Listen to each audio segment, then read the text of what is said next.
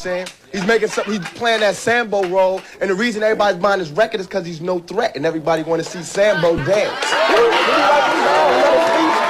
You gotta hear this song we made called Where's the Whistle? Well, we obviously have some strong feelings here. We at the White House? We back in here. We waiting on President Donald J. Trump. Yeah. I look so good in the red. Famous tap dance.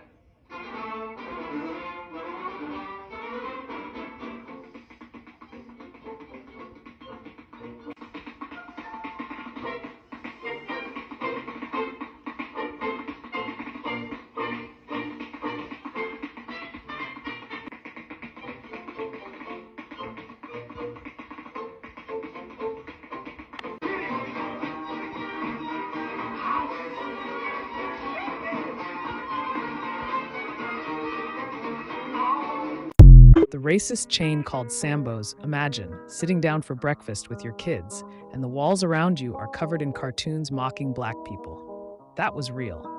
And for decades, America called it family dining. The restaurant was Sambo's. Launched in the 1950s, it took its name from the story of Little Black Sambo, a children's book drenched in racist caricatures. The chain decorated menus, murals, and ads with grinning Sambo characters, turning stereotypes into decor. At its peak, there were more than 1,000 locations across America. Families ate pancakes while laughing at imagery that dehumanized black people.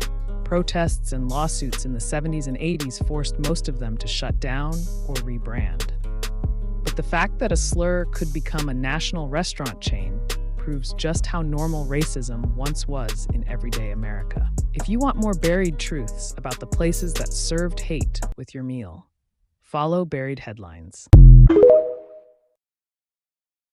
I do not like Sambos, and I don't like sellouts. People like this act as if systemic racism doesn't exist just because they became the exception to the rule, but I'm the exception to the rule myself. I make 6 figures, I have multiple streams of income, I've never been married, I have no children, I'm not a convicted felon, I ain't got a bunch of baby mamas all over the place, never sold drugs, never did drugs in my life. I understand how difficult it is to make it to this side and how traps are implemented specifically for you to fail. Men like this make it through those scenarios, and if black people like yourself do not peak game and become a statistic, they publicly dehumanize you for it, and they judge you for it. Their platform doesn't teach you how to identify and execute through the problem. They'll throw a bunch of accomplishments in your face, diminish the fact that most of the information is not being given to young black children to capitalize on, and then blame the children for being a product of their own environment. Where is all of this hostility coming from with these young black men? Where is the root of these teenage mothers coming from? Where is the discipline of black people to take accountability with the type of people they reproduce with and the type of people they reproduce? There needs to be a cultural standard, and it seems like the best that we have to offer gets lower every year. A lot of things I learned from my father I chose to apply and help other black people. One thing I do not respect is a person who makes it and not use what God has blessed them with to help others get to the same position they are and came from the same circumstances that they did. Black Americans are only as strong as our weakest soldier, and right now we have too many falling in the pit and not enough coming out. These kind of black men right here will use your emotions against you and use what you've gone through against you in order to capitalize off of your heritage, in order to capitalize off of your history and get paid for it. They'll pacify their racist audience or they'll pacify their political audience in order to make a bag off of black people.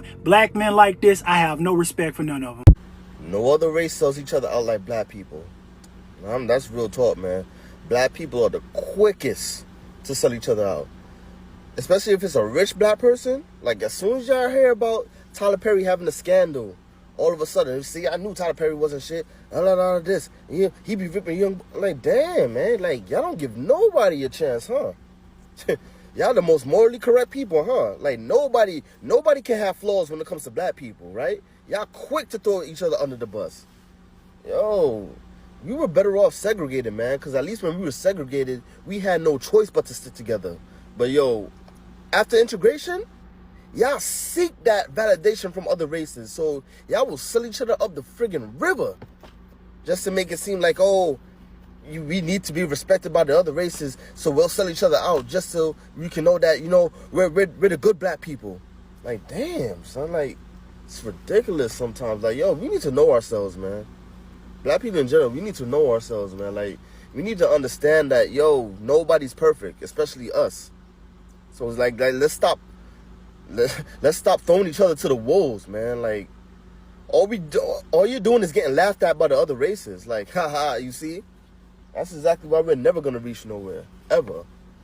You gotta get it together, man. Stop it. Especially black men and black women, man. Black women and black men are at war with each other. What does that tell you? Let's stop it, man. Stop selling each other out. It ain't doing no good for us. It ain't. It's just sending us further and further to the back. Let me tell you about one of the worst Black history figures of all time. Meet Isaiah Montgomery, a pathetic sellout and enemy to his own people. I love black folks, but when it comes to this guy, let me say I'm the biggest hater. Born into slavery in 1847, Isaiah Montgomery was special. He learned how to read and write while enslaved and was even given special access to his master's library. That's an important detail for later. After emancipation, Isaiah uses all of those book smarts to start a business and to buy a lot of land in Mississippi, where he founded the all-black town of Mound Bayou, a town that still exists to this day. But this is where things take a turn in Isaiah's story. In August of 1890, an all-white group of Mississippi leaders called for a statewide constitutional convention. Their explicit goal was to figure out how to stop black men from being able to vote in the state of Mississippi. And as it happened, the only black delegate was Mr. Isaiah Montgomery. Now, it's important to know that Mississippi was a majority black state at the time. These white men knew they wanted to prevent black men from being able to vote, hopefully forever. But they needed to design a racist law without using racial language, something they're still doing today, by the way. So in 1890, they came up with this sinister plan. They would create a literacy test. Since only about 40% of black people in the country could read in 1890, they could use this test for their desired outcome in Mississippi without violating the U.S. Constitution, effectively ensuring that black men would not be able to vote across the state. And despite that fact, Isaiah Montgomery, a traitor, cast his vote along with white supremacists in favor of the racist literacy test, claiming that his support for the law was to purify the ballot by only allowing literate people like himself to vote. A black newspaper wrote this about Isaiah Montgomery: "It would be better had such a man never been born, much less have been elected to represent the Negroes of Mississippi." Isaiah Montgomery lived the rest of his life as a darling of white politicians and forever reviled by his own people. One thing's for sure, proximity to whiteness can be intoxicating. Black fatigue, huh? Okay. Oh, my goodness. So, at this point in time, I can't get upset, all right? I know many of y'all are probably livid hearing and seeing the foolishness that is going on right now, because there's this new talking point that the Sambos and the racists are putting out there. It's this concept of, oh, black fatigue, all right? We have black fatigue. Even black people have black fatigue. And it's being put out there and promoted by the typical miscreants, right? You have the Sambos out there. It seems that it's a very coordinated effort, right? They're giving their talking points from the powers that be. I don't know. We already saw that Tim Pool was given his talking points by Russia. So I don't know. These people are given talking points, and they put out these videos in attempts to make them go viral and to spur just the division. And I came across this on Twitter because it was this failed YouTuber. What? And I couldn't help but laugh because I'm like, y'all can't be this dumb. This is absolutely hysterical. This whole notion that they're trying to put out there by these Sambos of these races, of this whole black fatigue, I find it absolutely hysterical. And I'm going to tell you why I find it hysterical, right? Because in the same week that they're talking about more black fatigue, let's just think about this. We had a woman go on national television and say, in the same week that they talk about black fatigue, we had a woman, a single mother, okay, in the same week. In the same week, that same woman has raised almost nearly $1 million talking about black fatigue. In the same week they talking about black fatigue, we had a man who was pulled over by California highway, had 2 little white boys who were pointing a gun at police as they all spent like 5 hours trying to get the kids to put the gun down. All right, to the point where an officer had to walk around and just take the gun out of their hand. This is in the same week they talk about black fatigue. Now, I've never seen an officer do that for a little black kid. They sure as heck didn't do it for Tamir Rice, but this is what we're witnessing. In the same week, we had a teacher who was charged, multiple teachers. The same week they talking about black fatigue, we just recently just had a father completely send his whole family to the afterlife. And they talking about black fatigue. Now, riddle me this, Batman. Riddle me this, Batman. What fatigue, based off of the events that I just told you that happened within this week, what fatigue do you think the country should have? Oh, I forgot to even mention the same week we talking about the destruction of the economy, people losing their jobs, an incoming recession. I don't know, call me crazy, but I've never in the history of this country come across the expression of white fatigue. Isn't that interesting? You could have your 401. How about the North Pole? Snow White? Well, the first man there was black, Matthew Henson. He spoke Eskimo. And he was Admiral Perry's navigator. And although he made it first to the pole, it never quite made it to the history books. And how about your heart? Can we get there? All right. Daniel Hale Williams first performed open heart surgery successfully. But this list could go on forever. Blacks who made it, blacks who made history, but who didn't get into the history text at all. And the strange thing is how little there is about us in the textbooks. Napoleon once said history is a fable agreed upon, and the fable agreed upon up to now is that American history is white on white. But sometimes we did get into the history books. All wrong. Now you take this one. The Growth of the American Republic, 1942 edition.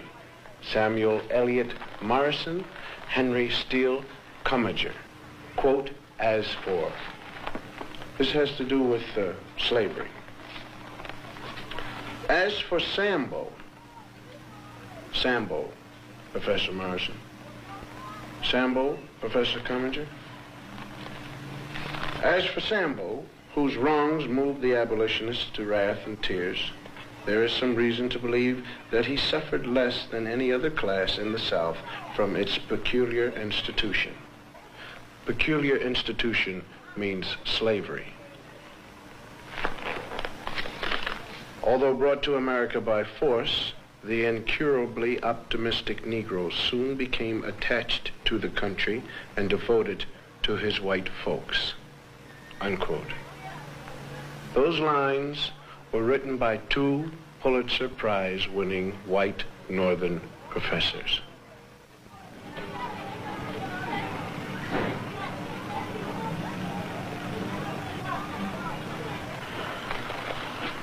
Slavery. That's the place everybody likes to start Negro history. You have ignorant black men being brought over from Africa in chains. Terrible thing, slavery. But this way slavery is taught, it sort of takes the sting out of it. Because the way it's usually taught, people think that we Afro-Americans started with nothing but little grass skirts like the kids in the Tarzan movies. And though America gave us slavery, America kindly gave us religion and a lick or two of education. And when we get more jobs and more education, then up from slavery. But we had something before we left Africa, something more than rhythm. I mean, we had a high culture. Culture was so high that great artists in the world are still borrowing from it. Now here's a sculpture by an unknown African artist. And here's what Paul Klee took from him. Now here's a work. So I was scrolling today and I got really disheartened because I don't know about you guys. Has anyone else noticed the rise of the Sambos on their FYP? A few days after the election, we didn't see anybody asking, oh, why can't we kumbaya? Or why can't this person or these people, why can't we still be friends? That makes you look exactly like them. What are we doing, bro? Like, what are we doing? It's like, I really thought like this would be the time where we literally came together and we got our shit together. But there's at least 35% of the melanated population that is so fucking addicted to white tea delusion, to white tea validation, to anything that has to do with this system. They are so freaking addicted to it, and they don't love themselves enough and haven't done any kind of introspection of their own self and went down deep inside and found their own value, that they are online making videos, holding lives, chastising other melanated people for drawing the line in the sand. What the fuck is wrong with us? Like, we're sick as fuck, man. We are sick as fuck. And it's like, are we ever going to be free? Are we ever going to love ourselves and our people more so than this system? Are we ever going to be free? I don't think so. I really, truly don't think so. And for those of you who are opening up organizations and Zoom meetings and things like that, I'm not joining nothing. As a melanated woman who's exhausted of this system, who's exhausted of maneuvering whiteness, who's exhausted of everything that they've put on us and done. I'm done with this shit. I'm not joining none of that shit unless there is something in your laws that you have vetted for Sambos. If you haven't done any vetting of our own people that are joining, that shit ain't gonna work, honey. It's not gonna work.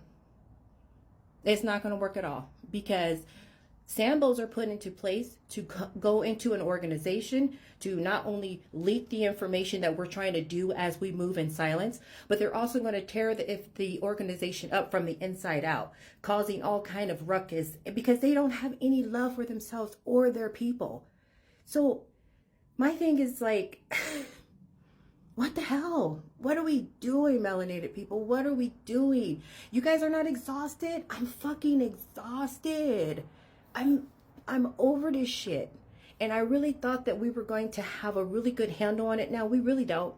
There's 35% of us that's already breaking away from the flock. They're already making videos, stitching racist videos. You see them in their comments.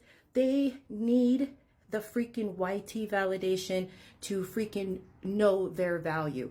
They cannot stand in their melanatedness and know their fucking value as a melanated person and being a part of a melanated group. They can't do it. So just word to the wise. If you smart, don't join no organizations. Don't be a part of no Zoom meetings. Don't do shit that we supposed to be doing and we moving in silence if they haven't vetted for Sambos. Because Sambos will definitely tear that shit to the ground. Come on, melanated people. Get our shit together. Shit is fucking disheartening. I'm over it, man. So for this video, I'm going to talk about the top 5 sellouts in the black community. And this video is inspired by an interview that I saw that Dr. Umar Johnson did. And in that video, Dr. Umar Johnson was asked who are the biggest sellouts in the black community. And he came up with a list of some people, and some of the people are on this list that I'm about to provide to you all. And I'm going to provide my own explanation as to why I put these people on the list. And, you know, I'm changing the language, you know, because to avoid any kind of censorship. So instead of using a more offensive word, I'll just call these people sellouts. So at number 5 would be, you know, just as a collective, you know, black entertainers who basically man-tan for dollars. You know, these people present these stereotypical images of black people. You know, the stereotypical image of a black person as a thug, as a gangster, as a womanizer, you know, as a drug dealer, you know, as a killer, as a criminal. You know, that those people that perpetuate that image, you know, in music and movies, etc. And then also you have the ratchet image of the black woman, you know, epitomized by people like your Sexy Reds and others that promote this image of the black woman as a whole for the whole world to consume. So that's number 5.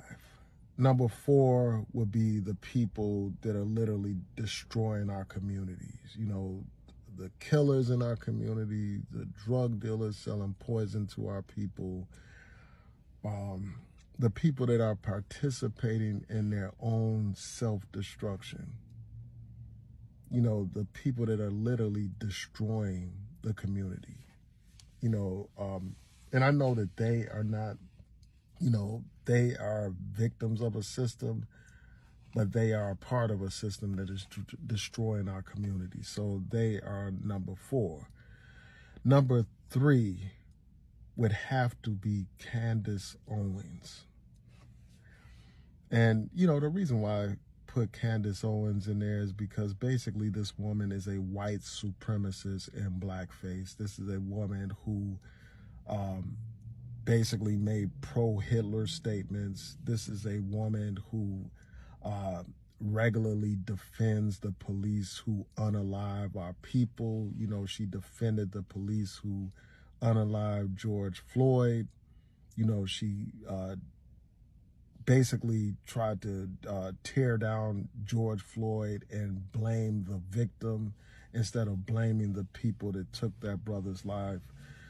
You know, also this woman defended the people who unalived Ahmaud Arbery. You know, it later came out that these people had a racist history and stuff like that. But despite all that, you had this buck dance and tap dance and buffoon, Candace Owens, defending these guys, you know, and attacking Ahmaud Arbery. And, you know, this is a woman who makes mockery of Black Lives Matter, and no organization is perfect, but this woman actually wore a t-shirt saying White Lives Matter, parroting the language of white supremacists. Again, this woman is a white supremacist in blackface. Another person that I want to talk about, and this person is number 2 on the list, and that would be Buck Dancing Tim Scott. And I did a whole video about him and Donald Trump. This guy basically went all out of his way to shine Donald Trump's shoes, kiss Donald Trump's ass, you know, buck dance for Donald Trump, talking about how he just loves Donald Trump. And this man is a right-wing Republican supporting right-wing policies that are contrary to the interests of black people. So for those reasons, he's number 2. And number 1 would have to go to Clarence Uncle Thomas. Clarence Thomas, you know, the Supreme Court Justice. And the reason why I say that is because this man has used his position as a Supreme Court Justice to undermine civil rights, you know, to undermine the interests of black people. For instance, this man benefited from affirmative action. However, as soon as he got in position in the Supreme Court, he has done everything possible to eliminate affirmative action, and he actually voted to eliminate affirmative action. This man voted along with the other right-wing Supreme Court justices to gut the Voting Rights Act. And this man has voted against Voting Rights Act, voting rights, since he's been in the Supreme Court. And he's, ruled in the wrong direction on matters dealing with criminal justice and all other types of matters affecting black people. So for that reason, he is the #1 sellout in our community at this time. 1952, a lady named Harriet Beach Stover wanted to write about it. So she then wrote about the whole thing. She interviewed a guy whose name was Henderson, which you all know as Uncle Tom. He then told about the story. She wrote a book called Uncle Tom's Cabin. But in that book, contrary to what most people think, Uncle Tom was not the bad guy. The bad guy was Sambo. And so I'm asking you all as my brothers and sisters, please in the future, don't call a black guy who you know is worthless and trifling. Don't call him an Uncle Tom. That's complimenting him. Call him his real name, what he's entitled to, and that's a Sambo. Any black person Any black person sells his own people out and will do them in, he is a Sambo. Now, what is a Sambo again? Going back to Meritorious Manumission in 1710, the whole conditioning process, the whole brainwashing system, the whole social engineering system says that you must teach black people to see the world through the eyes of whites. You must see everything through their eyes. You must accept their values, their superiority, whatever they think and feel, and that way we got you contained. And that's why when you see somebody like Colin Powell, somebody running for office, they say, well, you can run for office if you see the things the way we want to see them. If you want to be conservative, you can run for office. If you want to place a lot of importance on abortion, you can run for office. If you want to talk about being anti-taxer, you can run for office, which means if you see things the way we see them as a black person, you're safe. You're acceptable. And if you don't want to do that way, then become an athlete or an entertainer. So therefore, you identify with the rest of those blacks in the country. You stay away from them. They're bad. And you start going out and you try to go get a penny out of an athlete and entertainer, do something for the black community. They're going to do it. Their advisors won't let them do it. The agents won't do it. Their promotion people won't let them do it. They're going to identify with your community because, again, they have now already died and gone to heaven. Okay, so when Harriet Beecher Stowe put out her book, what she tried to tell black folk is that Uncle Tom was not a bad guy. See, Uncle Tom, you read that book, and most blacks, 90% of blacks never read it. They always call another black, he's an Uncle Tom, he's an Uncle Tom. He's not an Uncle Tom. If you read the book Uncle Tom was a guy who would not beat black women. Uncle Tom in that book was a guy who would not beat other blacks to make them pick more cotton. Uncle Tom was a guy who would come in at night and take cotton out of his own bag and put it in other black folks' bags so they wouldn't get whippings at night. Uncle Tom was a guy who would not tell where black folk were hiding when they went across the river and they broke free as slaves. But Simon Legree, the white slave master, had a black that followed him around named Sambo, who always says, you show me, give me the right, I'll show you how to trees the coons. I'll show you where they hides.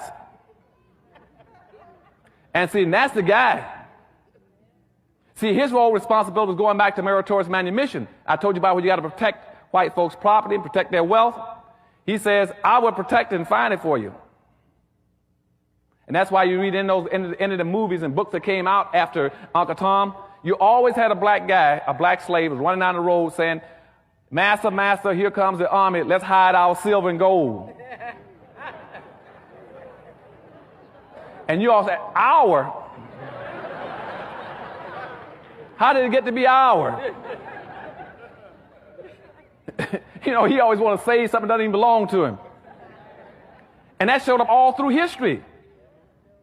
And today you got the same kind of personality doing it. And now he's not saying let's hide our silver and gold. He's called himself a conservative. I'm also against affirmative action for black folk.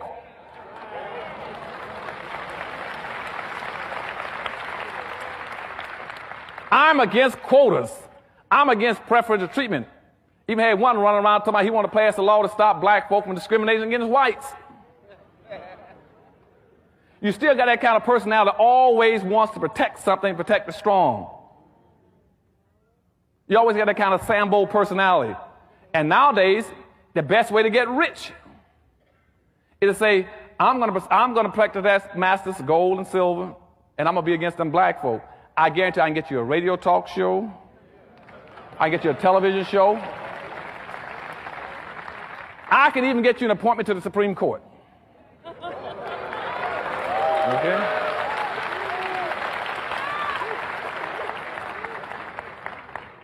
You tell me how many black folk you want to sell out, and I guarantee I'll show you how to make money. Because you see, every ethnic group, every religious group, every racial group, every political group has always made money off of black folk. Okay? And what I'm going to start talking about in Powernomics when I come back here in the fall is to show you all one thing. I'm going to tell you, time is up. You have made, as a race, you made every religion, every ethnic group, every racial group rich. There is nobody else left on earth to make rich but yourselves. This is King Judah 23 of the Judahlyfe Podcast, and you're watching the Empire Network.